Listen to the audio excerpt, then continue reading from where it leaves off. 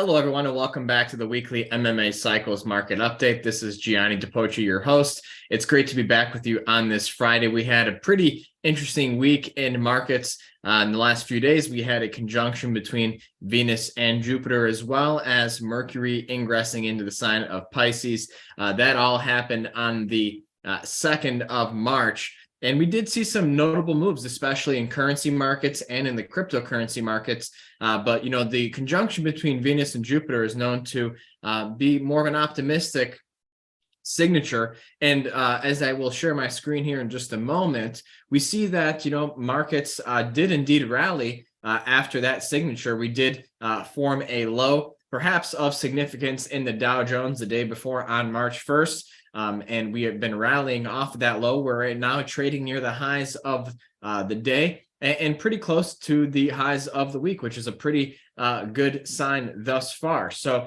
now I want to look at the NASDAQ because we have a very significant transit taking place next week. For several months now, I've been talking about the transit of Saturn through the sign of Aquarius and how that has weighed on the technology sector, which is very important for the overall equity indices because technology has the largest sector weighting as a component within the S&P 500. So Saturn's going to be ingressing into the sign of Pisces next week on the 7th of March. And so could this spell the end of that period of underperformance by technology and other, semiconductors and tech-related shares? So the NASDAQ also catching a nice bid here. We did find a low in the NASDAQ the day that we had the conjunction between Venus and Jupiter. So now that Saturn's going to be in Pisces, could we see a new series of sectors underperform? Sectors like crude oil, medicine, even spiritual stuff. There's not really a market for that, so to speak, but that falls under the domain of Pisces. But we do cover the healthcare sector in the MMA ETF report, which I'm actually going to pull up that ETF right now. And we see that healthcare has been coming down pretty significantly. And now with Saturn going into Pisces, could we continue to see staffing shortages in the medical sector?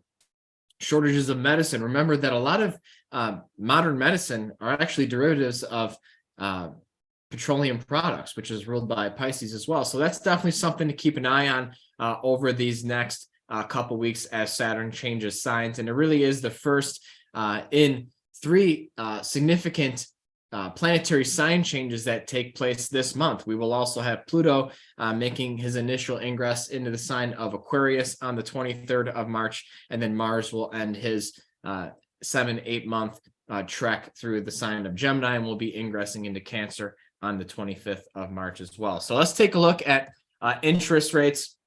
We did make a high in interest rates, and the 10-year yield coming down from that high here on Friday, but overall still pretty much near the highs of the week. And again, this reversal occurred the same day that Venus formed a conjunction to Jupiter. And keep in mind, Venus rules currencies, and currency movements impact interest rate markets. So it's not a surprise to see a reversal there. Take a look at the ETF of the US dollar consolidating near the highs here. And, we did make a little secondary lower high in the dollar ETF on Thursday, the same day as the Venus-Jupiter conjunction as well. Want to take a look at cryptocurrencies. Bitcoin, big sell-off following the Venus-Jupiter conjunction, trading near the lows of the week so far. We'll see what happens over the weekend. We have the moon going into the sign of Leo. Well, it's in the sign of Leo now, so we'll see if we get any shifts there. Take a look at Ethereum. Still consolidating near the highs here. Ethereum looking a little bit better technically compared to Bitcoin at the moment, but need to be mindful of those recent lows. If those are taken out to the downside, could be a cautionary signal. Want to take a look at gold mining ETF GDX. Nice bid here this week, and this is especially peculiar because metals tend to not like Jupiter signatures, but we talked about how a couple months ago, Jupiter going through the sign of Aries could lead to some demand for metals because Aries has a tendency to, it's the sun's exalted in Aries, and the sun rules gold. And also there's a drilling component to Aries as well. Some might argue that's more Scorpio. I would tend to agree, but Mars being the ruler of Aries, we can't rule out the the drilling nature associated with that sign. So gold's catching a nice bid here into the weekend. We'll see if that holds. But the last market I wanted to look at was crude oil. USO ETF, crude oil going out near the highs of the week. We had some OPEC news today, rumors that some countries might be leaving, but then they were refuted. That's typical of Mercury being in Pisces right now, right? Miscommunications, perhaps some lies or untruths being spread. So we'll have to monitor that development. But crude oil remains in a neutral zone until we figure out what the 3-year cycle is doing. It's anyone's guess what might happen. But again, going back to the Saturn in Pisces transit, will this unfold for crude oil as shortages with respect to supply that lead to a boom or a drop in demand due to an economic recession?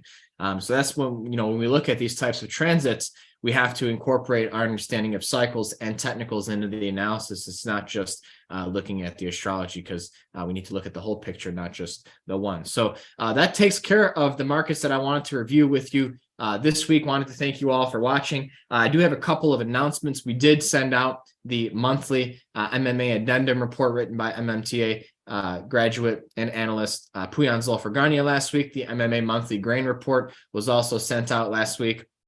That's written by MMTA graduate Wyatt Fellows. This weekend, I will be conducting a workshop with ESAR Astrology, How Outer Planets Drive Market Opportunities. You can find that link at the ESAR website. And I would encourage you to check that out, because we're going to be doing some nice analysis and lessons on how to conduct financial astrology there as well. And last but certainly not least, we have enrollment still open. 12 days remain in the MMTA 3 Academy that begins on the 18th of March. We do close enrollment on the 15th of March. So any questions, don't hesitate to reach out. You can reach me at Gianni@MMAcycles.com. For more details, check us out at www.MMAcycles.com. So thank you all for watching. We'll be back same time, same place next week. Bye-bye.